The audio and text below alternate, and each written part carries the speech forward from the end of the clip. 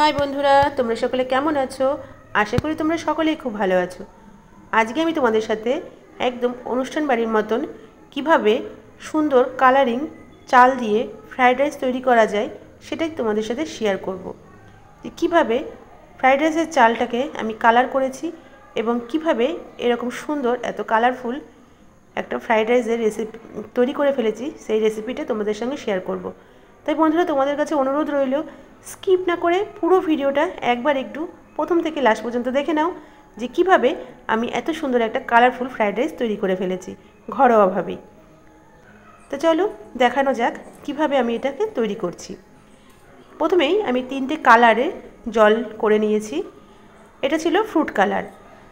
Food কালারে 3টে colour করে নিয়েছি। তারপরে এর মধ্যে 1 মুঠ করে চাল আমি ভিজিয়ে রেখেছি। আর এই চালটাকে আমি প্রায় মিনিমাম 7-8 ঘন্টা ভিজিয়ে রেখেছিলাম। তাতে কি হয়েছে, কালারটা সুন্দর এসেছে। তো দেখতেই পাচ্ছ চালগুলো একদম সুন্দর কালার চলে এসেছে। চালটাকে কিন্তু বেশ খানিকক্ষণ সময়ের জন্য এরকম ভিজিয়ে রাখতে হবে। তা এদিকে আমি কড়াইতে গাজর, বিম, ক্যাপসিকাম ভেজে নেব। আর ওদিকে আমি কিন্তু সাদা ভাতটাও হতে বসিয়ে দিয়েছি। সাদা ভাতটা একদিকে বসিয়েছি আর একদিকে আমি সবজিটাকেও রেডি করে নিচ্ছি। সবজিটা করার জন্য আমি ভাজার জন্য প্রথমে এর মধ্যে নুন দিয়ে দিলাম। নুনটা দেওয়ার পরে লবণটা দেওয়ার পরে এটাকে কিন্তু আমি একটু ঢাকা দিয়ে দিয়ে ভাজবো। আর তোমাদেরকে সবসময় হয়তো বলেছি, যারা তোমরা আমার রেসিপিগুলো দেখো তারা জানো যে আমি লবণ দিয়ে একটু ঢাকা দিয়ে সবজি কিন্তু ভেজে থাকি। তাহলে কী হয় বলো তো, সবজিটা তাড়াতাড়ি নরমও হয়ে যায় আর সবজির কালারটাও নষ্ট হয় না। সবজির কালারটা সুন্দর থাকে, কালারটা ফেড হয়ে যায় না বা কালো হয়ে যায় না। এদিকে সবজিটাও নরম হয়ে গেল, ভাজাও হয়ে গেল, আবার কালারটাও নষ্ট হলো না। এবার একটু এর মধ্যে যে বিনসগুলো কেটে রেখেছিলাম সেগুলো দিয়ে দিলাম, একটু নাড়াচাড়া করে নিচ্ছি। আর পুরো প্রসেসটাই আমি একইভাবে করব, মানে লবণ দিয়ে ঢাকা দিয়ে দিয়ে। তো দেখতে পাচ্ছ এভাবে ভাজাতে কিন্তু সবজির কালারটা কিন্তু নষ্ট হবে না। একটু নাড়াচাড়া করে নেব, কেন গাজরটা হতে একটু সময় বেশি লাগে, তারপরে বিনসটা হতে একটু সময় লাগে। প্রথমে গাজরটা দিয়েছি, তারপরে বিনসটা দিয়েছি, দিয়ে এভাবে ঢাকা দিয়ে নিয়েছি। এবার ঢাকা দিয়ে দেখো এটাকে ভেজে নিচ্ছি। এরপরে দিয়ে দিচ্ছি ক্যাপসিকামটা, কেন ক্যাপসিকামটা ভাজা হতে বেশি সময় লাগে না, তাই সব শেষে কিন্তু ক্যাপসিকামটা দেব। ক্যাপসিকামটা দেওয়ার পরে এবার একটু নাড়াচাড়া করে নেব। আর সেম একইভাবে ক্যাপসিকাম, বিম, গাজর সব একসঙ্গে সেই একইভাবে একই পদ্ধতিতে লবণ দিয়ে ঢাকা দিয়ে দিয়ে ভেজে নেব। তো দেখতেই পাচ্ছ আমার কিন্তু সবজির কালারটা কিন্তু নষ্ট হয়নি। সবজির কালারটা দেখুন খুব সুন্দর রয়েছে। আর এভাবে নাড়াচাড়া করতে করতে আমি পুরো সবজিটাকে ভেজে নিচ্ছি। বন্ধুরা, তোমরাও এভাবে কিন্তু এই ছোটো ছোটো টিপসগুলো ফলো করে যদি রান্নাটা করো তাহলে কিন্তু রান্নাটা তাড়াতাড়িও হয়ে যাবে আর দেখতেও ভালো লাগবে, তোমাদের খেতেও ভালো লাগবে। তোমরা কিন্তু আমার এই ছোটো ছোটো টিপসগুলো একবার একটু ফলো করে দেখতে পারো। আশা করি তোমাদের খুব কাজে লাগবে এবং তোমরা রান্নাটা করে চটজলদি রান্নাটাও শেষ করতে পারবে আর তোমাদের খেতেও দুর্দান্ত লাগবে। দেখতে পাচ্ছ আমার সবজি কিন্তু সেদ্ধ হয়ে গেছে, মানে ভাজা হয়ে গেছে বলতে পারো। ভাজা সেদ্ধ দুটোই বলা যায়, কেননা তেলের মধ্যে ঢাকা দিয়ে নিলে কিন্তু জিনিসটা সেদ্ধও হয়ে যাচ্ছে। তো এভাবে আমি পুরো সবজিটাকে কিছুক্ষণ ধরে নাড়াচাড়া করে করে এভাবে ভেজে নিয়েছি। তো দেখো আমার কিন্তু ভাজা কমপ্লিট। এবার আমি সবজিটাকে তুলে নেব। তোমরা কারা কারা এভাবে ঢাকা দিয়ে দিয়ে এরকম লবণ দিয়ে সবজি ভাজো আমাকে কমেন্টস করে জানিও। আর কাদের এইভাবে পদ্ধতিটা ভালো লাগছে সেটাও জানিও। তো দেখো এভাবে একটু এক সাইড করে নিলাম, তেলগুলো বেরিয়ে আসলো সবজি থেকে। এবার সবজিগুলোকে আমি তুলে নিচ্ছি। বন্ধুরা, এখানে তোমরা দেখতে পাচ্ছ যে সবজিটা আমি নিয়েছি। আমি কিন্তু এখানে অনেকটাই সবজি নিয়েছি, প্রায় 500 বিনস, 500 গাজর, 500 ক্যাপসিকাম আমি কিন্তু এখানে নিয়েছি। আর এই সবজিগুলো আমি কিন্তু অল্প একটু ফ্রাইড রাইসের জন্য করছি না। এটা কিন্তু আমার প্রায় 4 কেজি ফ্রাইড রাইস তৈরি হবে এই সবজিটুকু দিয়ে। তোমরা চাইলে কম বেশি একটু সবজির পরিমাণ বাড়িয়ে বা কমিয়ে নিতে পারো। তবে আমি এটুকুই সবজি নিয়েছি, সবজির পরিমাণটা পুরোটাই তোমাদের উপর নির্ভর করছে কে কতটা দেবে। এদিকে আমার সাদা ভাতটা কিন্তু আগে রেডি হয়ে গেছে। এবার আমি তোমাদেরকে কালারিং চালটা কীভাবে তৈরি করছি, কীভাবে ফোটাচ্ছি, সেটা তোমাদের সঙ্গে শেয়ার করে দিচ্ছি।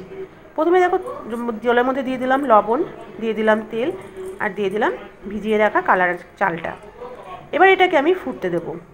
আর এই যে তোমরা দেখলে আমি যে লবণটা আর তেলটা দিলাম, এর কারণে কিন্তু যে চালটা ভাতটা মানে লেগে যাবে না, ঝরঝরা হবে, সুন্দর ঝরঝরা ফ্রাইড রাইসের ভাত তৈরি হয়ে যাবে।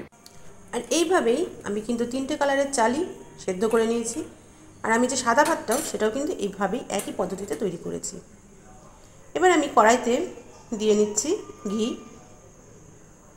ঘিয়ের পরিমাণটা আমার কিন্তু অনেকটাই দিতে হবে, কেননা আমি প্রায় 4-4.5 কেজির মতন চাল আমি তৈরি করছি, মানে ফ্রাইড রাইস তৈরি করছি। তার জন্য ঘির পরিমাণটা তোমরা দেখতেই পাচ্ছ, অনেকটা পরিমাণে ঘি দিতে হচ্ছে।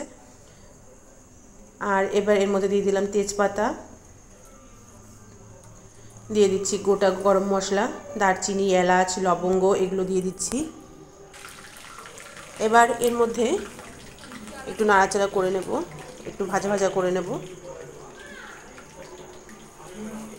একটু এটা যখন একটু লালচে হয়ে আসবে, আর এর মধ্যে কিন্তু আমি কিশমিশটাও দিয়ে নিয়েছিলাম। কিশমিশটা তোমাদেরকে দেখানো হয়নি, কিশমিশটাও দেখো লাল হয়ে এসছে। আর দিয়ে দিচ্ছি কাজু বাদামটা। এবার এগুলোকে আমি একটু লাল লাল করে ভেজে নেব। এগুলো একটু লাল লাল করে ভেজে তারপরে এর মধ্যে আমি সবজিগুলো দিয়ে দেবো, মানে ভেজে রাখা সবজিগুলো। ভেজে রাখা সবজিগুলো দিয়ে এবার আমি সব একসঙ্গে নাড়াচাড়া করে নেব। তোমরা দেখে তো বুঝতেই পারছো যে এটা আমার কতটা পরিমাণে সবজি আছে, কতটা পরিমাণে মশলাটা আছে, কেননা এটাতে আমি তোমাদেরকে বলেছি যে অনেকটা পরিমাণে তোমাদের ফ্রাইড রাইসটা আছে। আর এর মধ্যে একটু লবণও কিন্তু দিয়ে দিলাম আর একটু, আর দিয়ে দেবো চিনি। এর মধ্যে চিনি দিয়ে দিচ্ছি, চিনিটা দিয়ে সবজিটাকে একটু নাড়াচাড়া করে নেব। এবার আমি সবজিটাকে তুলে নিয়েছি। এখানে আমি তোমাদেরকে দেখাচ্ছি যে কড়াইতে কীভাবে অল্প একটু ফ্রাইড রাইসও তোমরা ঘরোয়াভাবে তৈরি করতে পারো।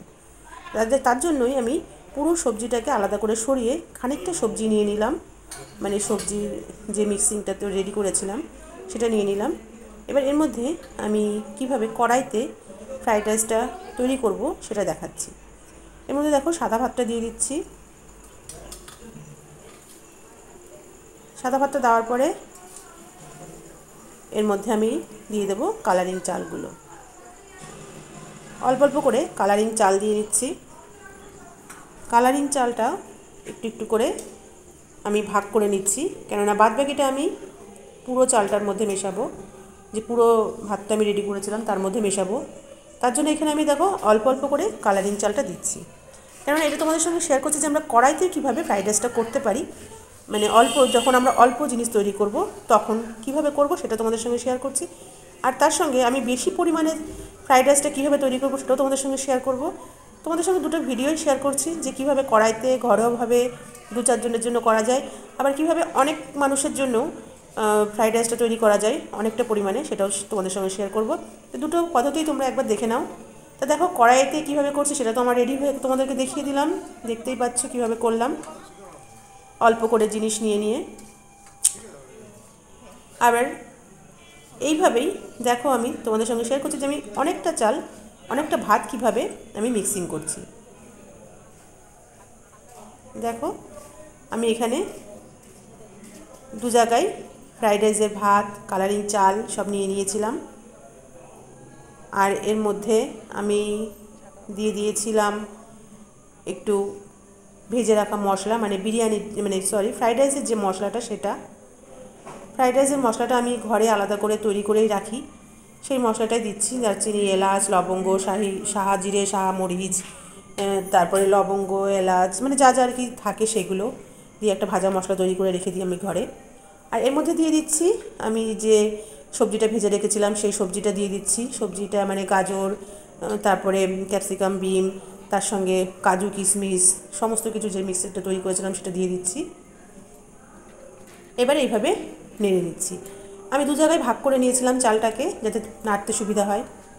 তো বন্ধুরা, পুরো রেসিপিটা তোমাদের সঙ্গে শেয়ার করলাম। তোমরা দেখে বলো যে দেখতে কেমন লাগছে আমার এই ফ্রাইড রাইসটা।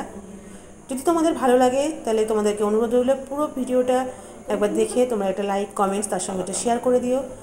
আর নতুন বন্ধুরা যারা ভিডিওটা দেখছো তারা আমার চ্যানেলটা সাবস্ক্রাইব করে অল নোটিফিকেশানটা অন করে রেখো।